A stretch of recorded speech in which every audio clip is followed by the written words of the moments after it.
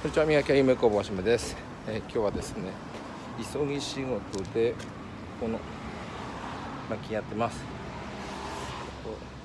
できるだけ小さくこのシートを剥がさないで、仕事で使ってる車なんですね。できれば今日明日で上がってすぐ明日にはもう乗りたいっていう感じなんで、なんか恥ずかしくない程度にね上がってればいいかなっていう感じですかね。頑張ります。